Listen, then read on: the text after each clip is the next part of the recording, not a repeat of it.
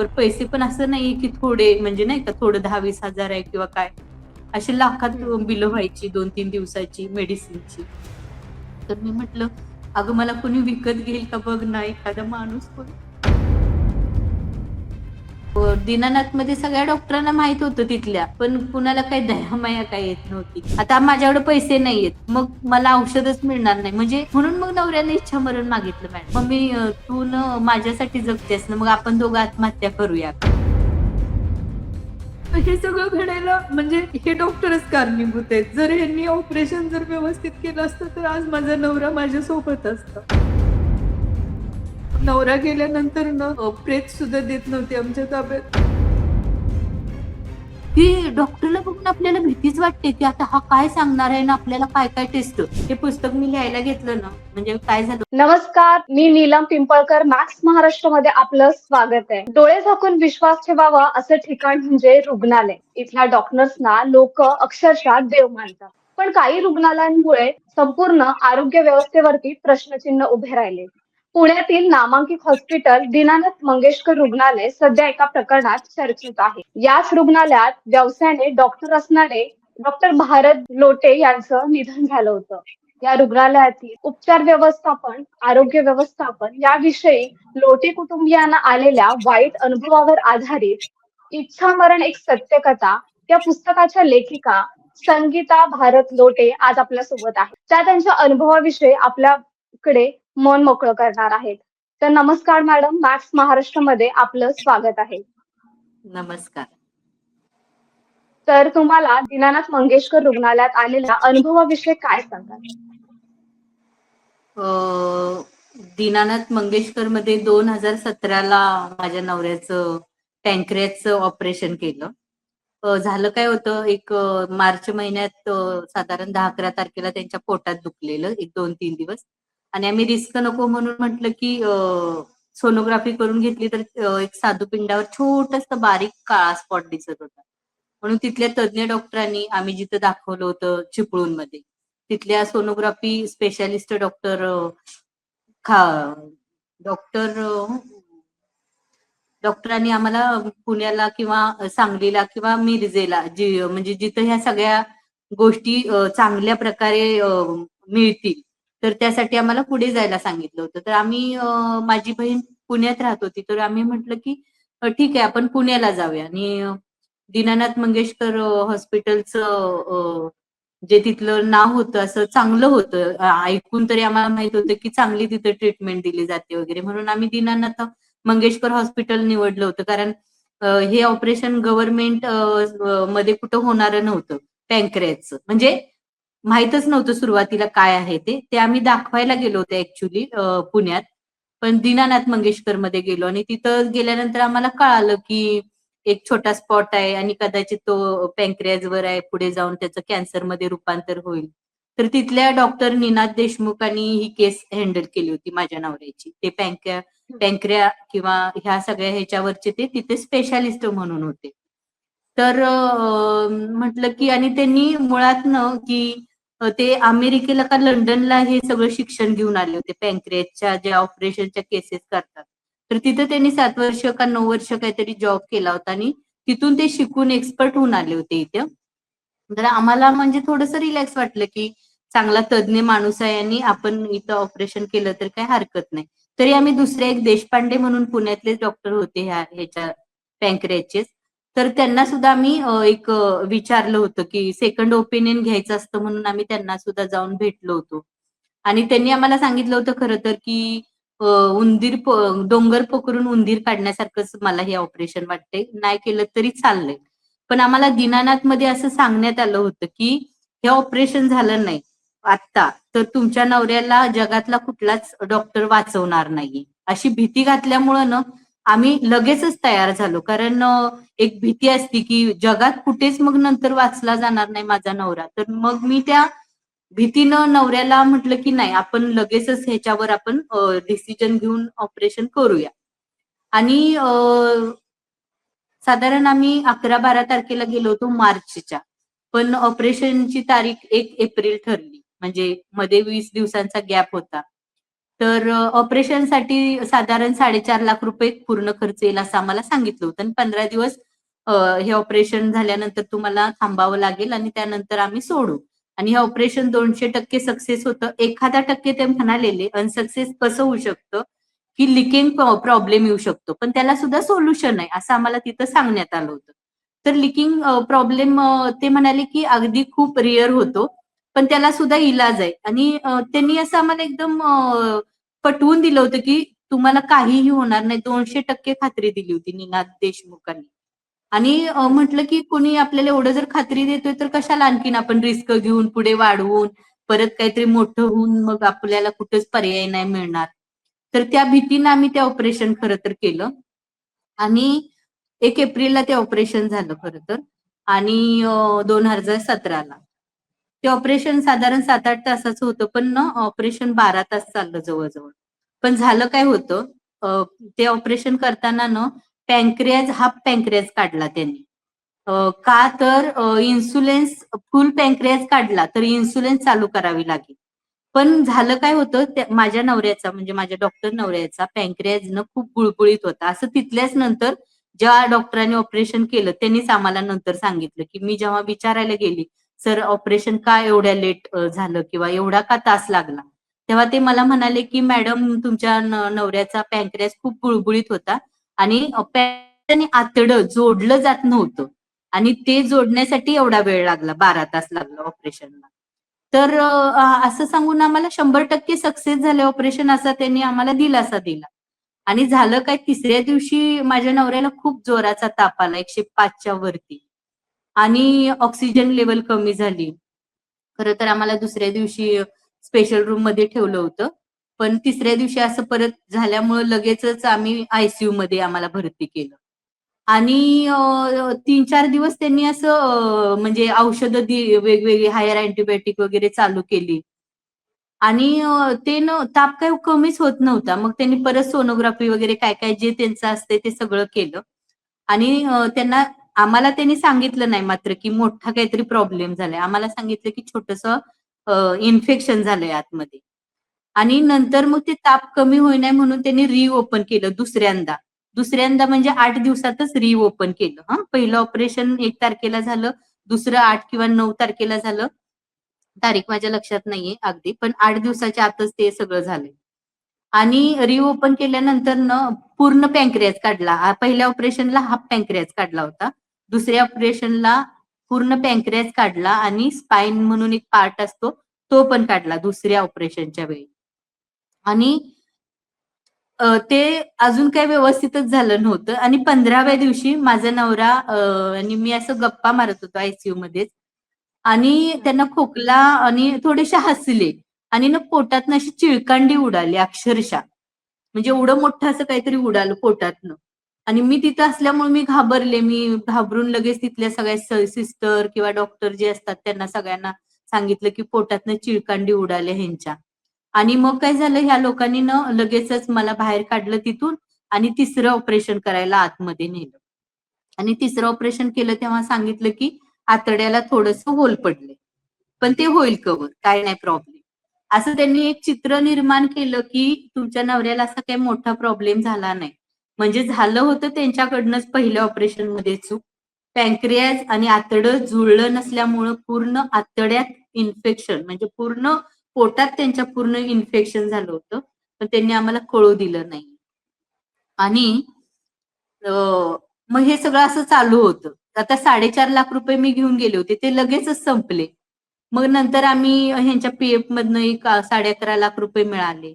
पण ते 11.5 लाख सुद्धा लगेचच मिळाले नाहीत मॅडम. कारण अ, हं, गव्हर्नमेंटच्या प्रोसेस तुम्हाला माहीतच असतील, की लगेच कुठली गोष्ट काही आपण केली नाही लगेच मिळते असं नाही. बरोबर. पैसे कुठेच पैसेच नव्हते माझ्याकडे पैसे सगळे संपले. पुढे अ, औषधासाठी जेव्हा मी मागणी करायची म्हणजे नाही का, पैसे नसले की औषधं दिली जात नाहीत. त्यामुळं बरं. मग मी माझ्या वेगवेगळ्या मैत्रिणींना फोन करायची, की "बाई मला आता खूप गरज आहे. मला आता तू 1 लाख रुपये पाठव. माझ्याकडे औषधाला पैसे नाहीत." मग मैत्रिणी पाठवायच्या. 11.5 लाख रुपये सुद्धा लगेच मिळाले नव्हते. तर हे सगळं चालू असताना पैसे कुठूनच मिळत नव्हते. म्हणून मग मी रत्नागिरीला परत गेले की मला जे पीएफचे पैसे मी मागणी केले ते मला जरा लवकर द्या म्हणून. म्हणजे तिथल्या डीएचओना भेटले जाऊन. मग ते म्हणाले की "हो, नक्की मॅडम मी म्हणजे प्रयत्न करतो आणि तुम्हाला लवकरात लवकर तुमचे पीएफचे पैसे मिळतील मिळतील असं मी हे करतो." आणि ना मी आणि माझी मैत्रिणी हे पैसे मागायला गेलो होतो. माझ्याकडे अजिबातच पैसे नव्हते आणि मग मी माझी नीलम थरवळ नावाच्या मैत्रिणीबरोबर गेलेली आणि मी तिला म्हटलं, की "अगं नीलम माझ्याकडे पैसे नाहीत. मला काही सुचत नाही. कुठून पैसे आता मागायचे? कुणाकुणाला मागायचे?" बरं पैसे पण असं नाहीये, की थोडे म्हणजे नाही का थोडं 10,000-20,000 आहे किंवा काय. अशी लाखात हं. बिलं व्हायची 2-3 दिवसाची मेडिसिनची. तर मी म्हटलं, "अगं मला कोणी विकत घेईल का बघ ना एखादा माणूस कोणी." तर हे सगळं असं खूप बॅड पॅचमधनं आम्ही जात होतो. म्हणजे पैसे कुठूनच येत नव्हते किंवा माझ्याकडे पैसेच नव्हते. काय झालेलं माझा नवरा जरी डॉक्टर असला ना, तरी माझा छोटा मुलगा स्पेशल चाइल्ड आहे. त्याचा खर्च, माझी सासू सासू आजारी असायच्या त्यांचा खर्च, माझ्या आईला म्हणजे माझे बाबा, माझा भाऊ एक्सपायर झालेला. त्यामुळं तिला कोण बघणार नव्हतं. तिला खूप त्रास होता. म्हणजे नेहमी ती मागच्याच वर्षी म्हणजे 2016ला डोक्यावर पडली आणि मेंदूचं मोठं ऑपरेशन करावं लागलं आणि तिला मी जवळ-जवळ 3-4 लाख रुपये खर्च केले होते. माझ्याकडे जे शिल्लक होते ते. त्यामुळे माझ्याकडे पैसे 4.5 लाख सुद्धा नव्हते जेव्हा माझ्या नवऱ्याचं ऑपरेशन करायचं ठरवलं तेव्हा. मी माझ्या एका मैत्रिणीकडनं नीलम थरवळकडनं 3 लाख रुपये घेतलेले आणि एफडी मोडून 1.5 लाखाची अशी मी 4.5 लाख रुपये जमा करून गेली होती ते ऑपरेशन करायला. बरं आता ह्यांच्या चुकीमुळं हे सगळं झालं होतं. आणि मेडिसिन देत नव्हते. मला तर नवऱ्याला वाचवायला पाहिजे. मेडिसिन नाही दिलं तर त्याची पुढची ट्रीटमेंट होणार नाही. म्हणून मी वेगवेगळ्या लोकांना फोन करून पैसे उसने घेत होते. आणि हं. असं म्हणजे मैत्रिणी वगैरे उपयोगी पडल्या त्या दरम्यान म्हणजे बऱ्याच आमची एक लाईनेजची संघटना आहे. तिथनं माझ्या प्रांजल गुंजवटे नावाच्या मैत्रिणीनं जवळ-जवळ 1,00,000 रुपये मला आणून दिले होते त्या पिरियडमध्ये.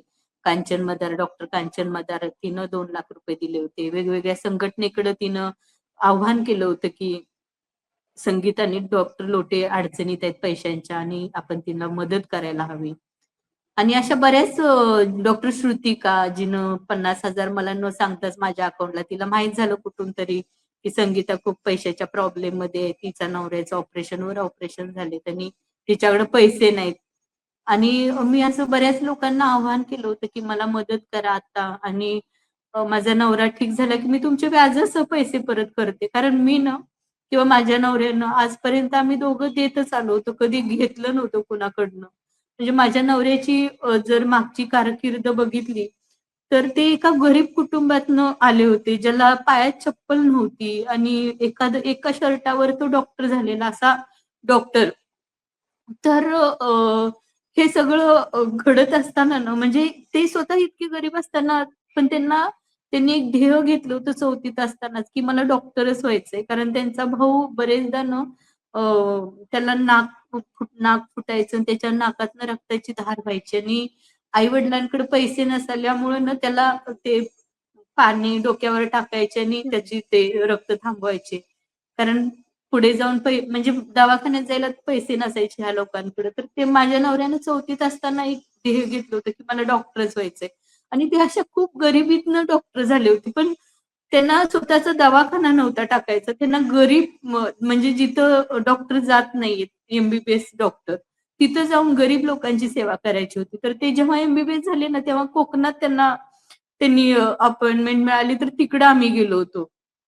आणि खूप असं दुर्गम भाग होता, की जिथं अ, हे सगळं म्हणजे काही सोय नाहीये. म्हणजे राहायची सोय नाही आमची. 10 बाय 10 ची खोली भाड्याने घेतलेली. तिथं भाड्याच्या खोल्या सुद्धा मिळत नव्हत्या.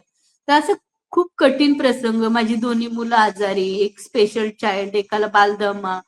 तर असं सगळं खूप म्हणजे स्ट्रगल करत आम्ही म्हणजे तिथं राहिलो होतो.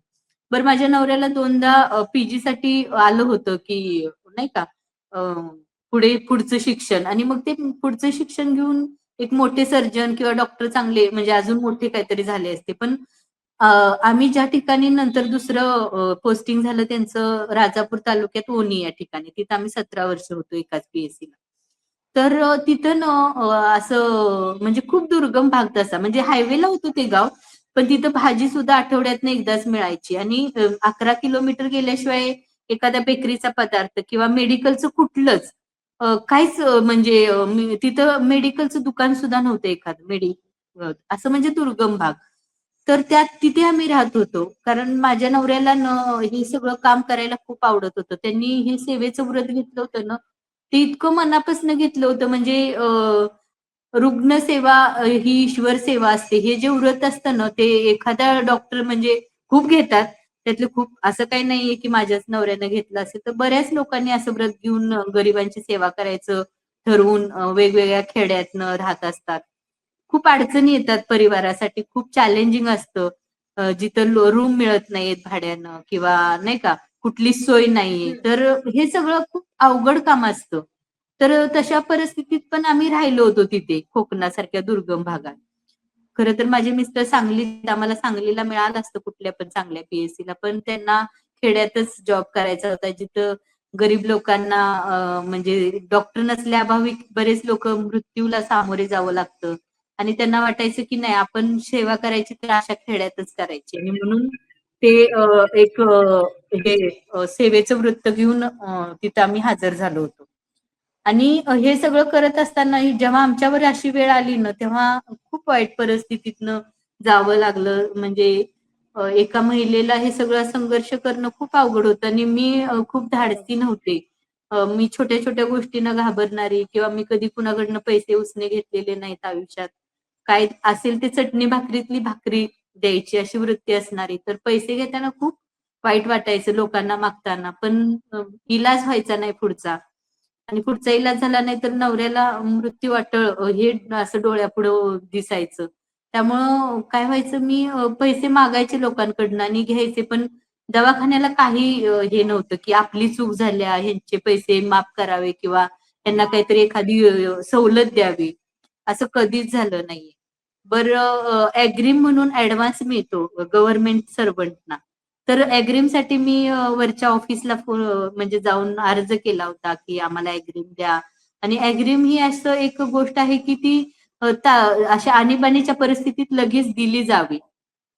पण ती सुद्धा मला मिळाली नाही शेवटच्या क्षणापर्यंत माझ्या नवऱ्याला. आणि नवऱ्याला मी खोटंच सांगितलं होतं, की आपल्याला तुमच्या संघटनेकडनं 25,00,000चा चेक मिळालाय. कारण ते टेन्शनमध्ये आले होते, की तू आता पैशांचा बंदोबस्त कसा करणार? कारण त्यांना दिसत होतं, की किती मेडिसिन लागतंय किंवा माझा आजार काही बरा होईना, रोज काहीतरी वेगळंच निघतंय. तर मी त्यांना रिलॅक्स केलं होतं, की खोटं सांगून. मी नवऱ्याशी कधीच खोटं बोलले नव्हते, पण त्या पिरियडमध्ये पहिल्यांदा खोटं बोलले होते, की आपल्याला मदत मिळाली आणि तुम्ही टेन्शन घेऊ नका. कारण मला नवऱ्याला रिलॅक्स करायचं होतं. त्या टेन्शनमध्ये ते जर हे झाले असते, तर खूप मोठं क्रिटिकल म्हणजे नाही का माणूस मग हे होतो ना, की आपल्याकडे पैसे बरं. नाहीयेत आणि मग लढायची पण एक शक्ती जाते माणसाच्या. तर ती मला घालवायची नव्हती नवऱ्याला म्हणून मी खोटं सांगितलं होतं आणि मी एकटी अशी लढा देत होती. काही लोकांनी त्या लढ्यात खूप मोठा भाग घेऊन मला खूप मदत केल्या. म्हणजे माझ्या मैत्रिणींनी किंवा आय-एम-ए संघटनेनं, जी चिपळूणची आय-एम-ए संघटना आहे.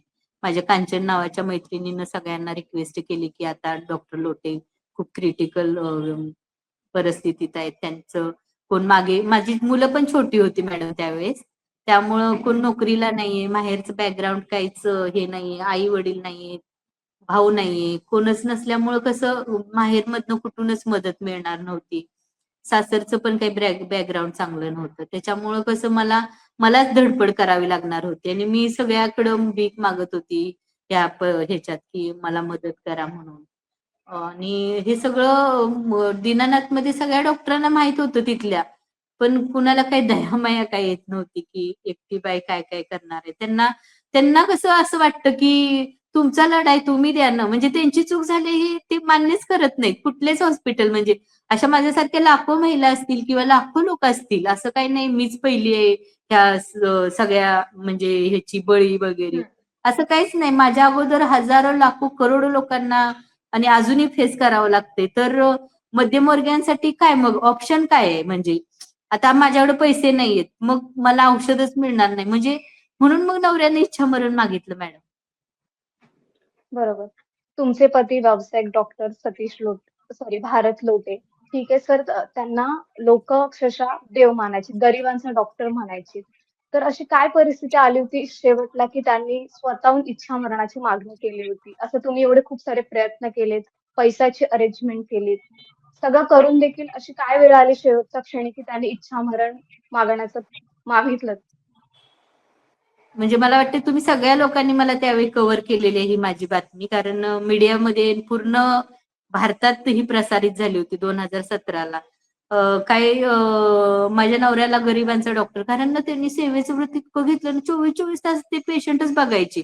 सकाळी 8ला जायचे ते 10ला रात्री यायचे. आणि रात्री पण सिरियस पेशंट असला की तिकडेच, म्हणजे त्यांना जेवणाची शुद्ध शुद्ध नसायची. इतकं त्यांनी कामाला वाहून घेतलं होतं.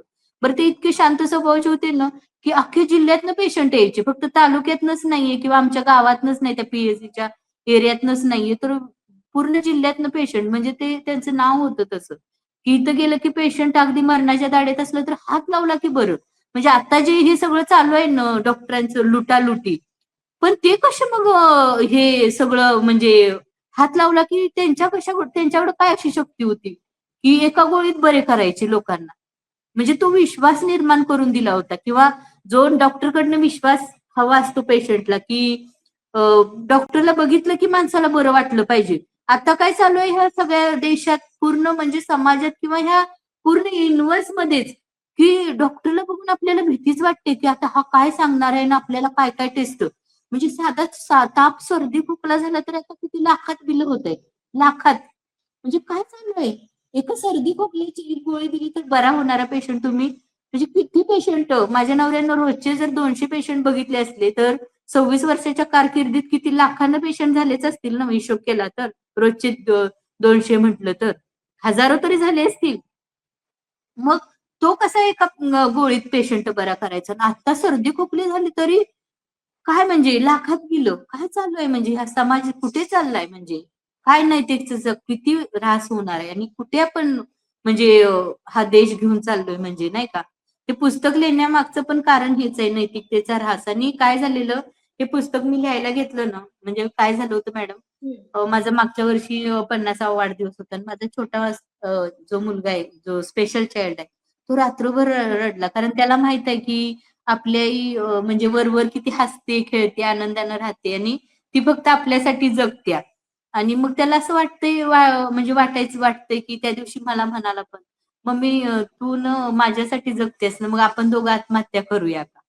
आणि मला इतकं रडायला आलं ना, मी म्हटलं की मी हा 8 वर्षाचा संघर्ष ह्या छोट्या माझ्या स्पेशल चाइल्ड मुलासाठी केलाय, आणि हा मुलगाच मला म्हणतोय की "मम्मी तू आणि मी मरूया" म्हणून. आणि मला ते इतकं लागलं ना, की मी म्हटलं, मग मी आत्महत्या केली तर माझ्या नवऱ्याला काय तोंड दाखवणार आहे, म्हणजे वरती जाऊन, की तुझ्या मुलाला घेऊन मी आत्महत्या करून आले. तर म्हटलं नाही, आता मला हे पुस्तक लिहायलाच पाहिजे.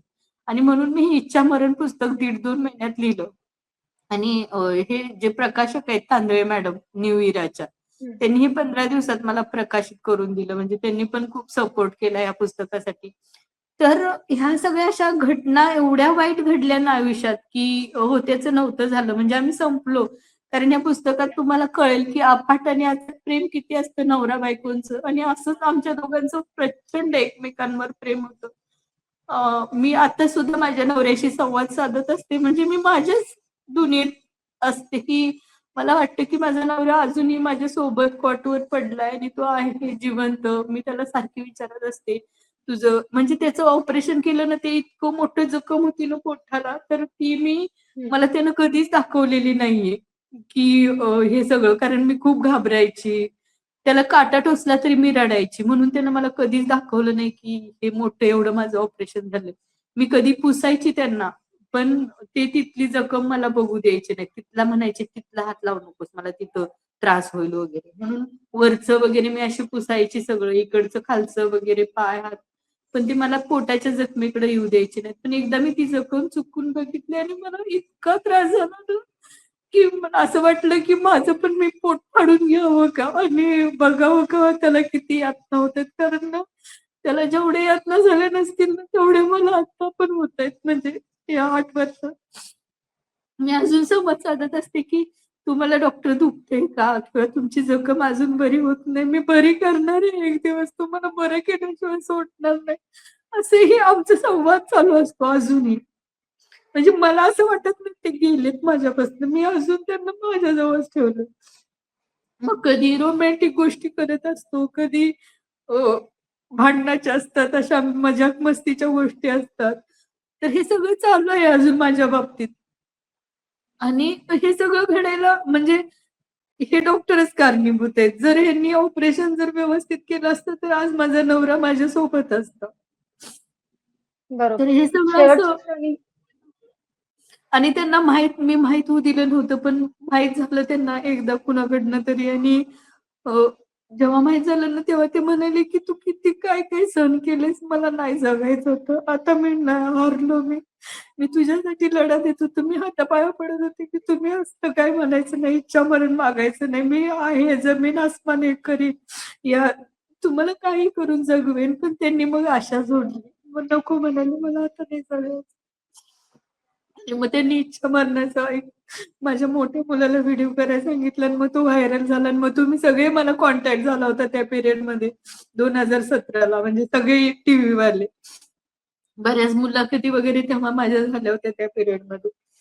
आणि मग त्या पिरियडमध्ये ओमप्रकाश शेट्टी जे राजीव गांधी योजनेचे प्रमुख आहेत, त्यांनी खूप मदत केलेली मला. म्हणजे नवरा गेल्यानंतर ना प्रेत सुद्धा देत नव्हते आमच्या ताब्यात. तर मग मी माझ्या मोठ्या मुलानं फोन करून ओमप्रकाश शेट्टींना रिक्वेस्ट केली, "सर प्रेत देत नाहीत पप्पांचं."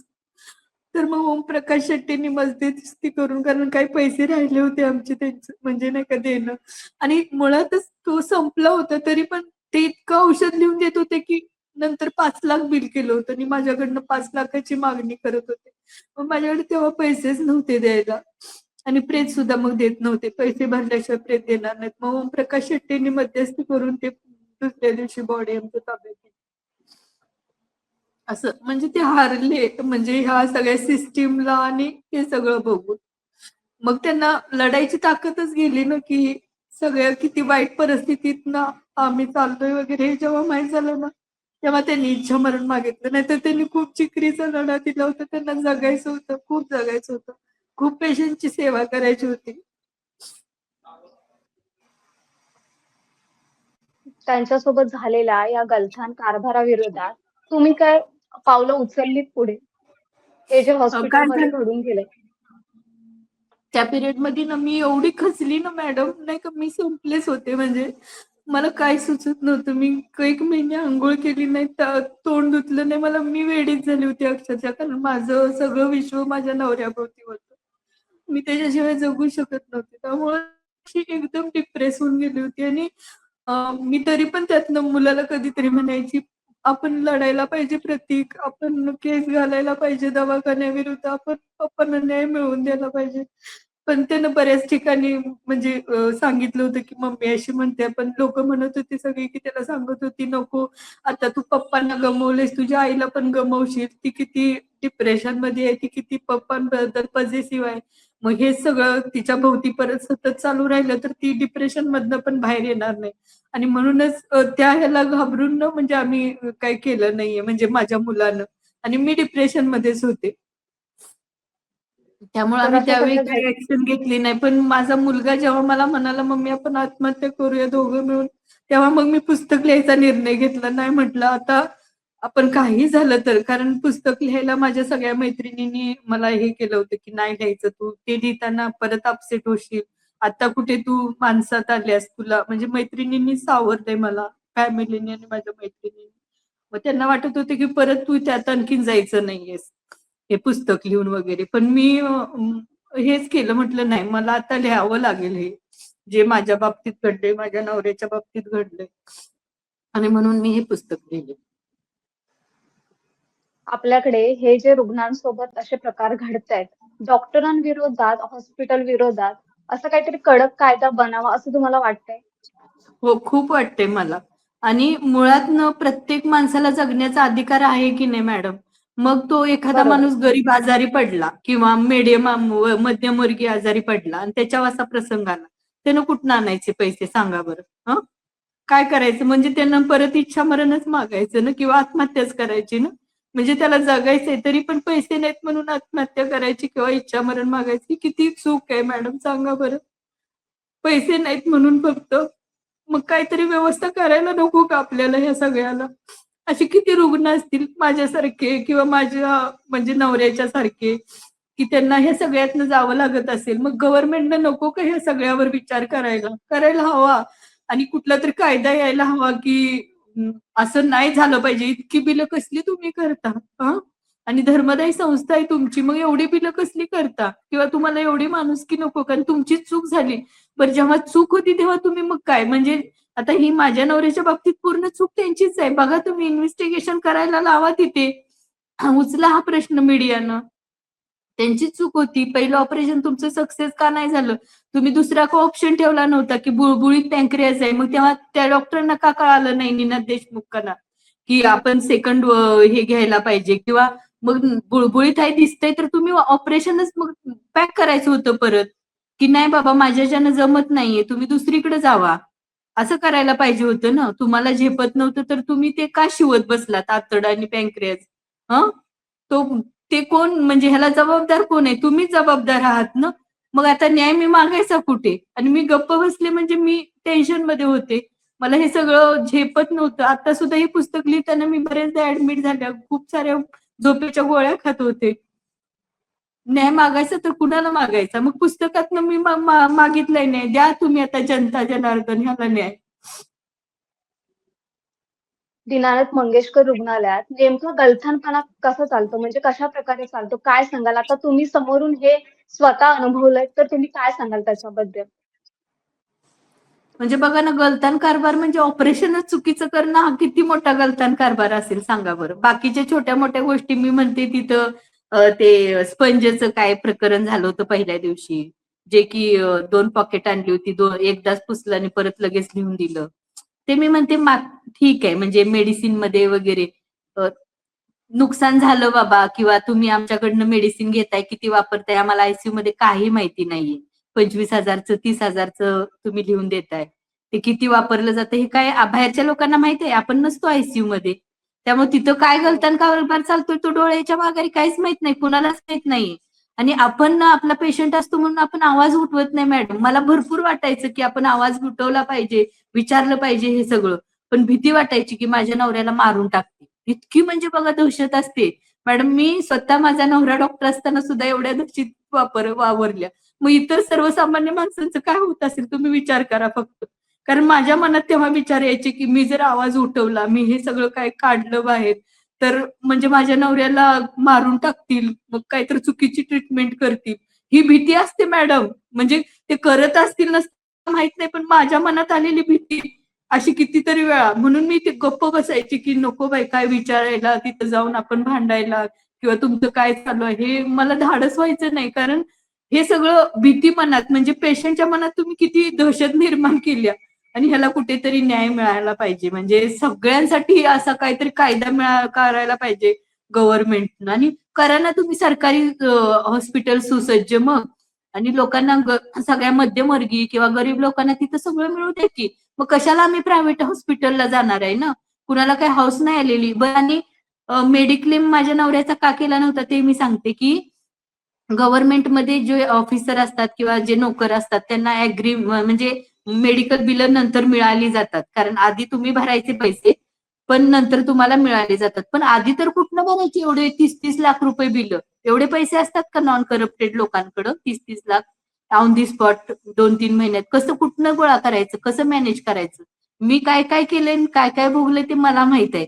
पण अशा अनेक स्त्रिया जात असतील. मी आता फक्त तिथं तुमच्या समोर आल्या. पण अशा लाखो करोड बायका असतील आणि मला स्पेशली असं वाटतंय, की जगातल्या कुणालाच उपचाराअभावी मृत्यू यायला किंवा इच्छामरण मागायला नको. म्हणून आता हा लढा मी स्वतः खूप जोरात द्यायचं ठरवलंय. म्हणजे माझ्या सोबतीला जेवढे येतील आणि ज्या संघटना माझ्या सोबतीला असतील त्यांच्याबरोबर मला काम करायचंय. आणि हे सगळं थांबवायचंय. का तुम्ही किती बिलं करणार आणि किती म्हणजे कायच अर्थच नसतो. तुम्ही जेवढं म्हणजे ते लिहून देतात आणि आपण आंधळ्यासारखं आणून त्यांना देत असतो, पुरवत असतो. तर हे कुठेतरी थांबलं पाहिजे आणि न्याय मिळाला पाहिजे ह्या गोष्टीला. रुग्णालयाच्या अशा गलथान कारभारामुळे आपण आपल्या कुटुंबियांची साथ गमावतो. तर तुम्हाला काय वाटतं अशा परिस्थितीत कुटुंबियांनी रुग्णालयाविरोधात आवाज उठवला पाहिजे? उठवला पाहिजे तर कशा प्रकारे उठवला पाहिजे?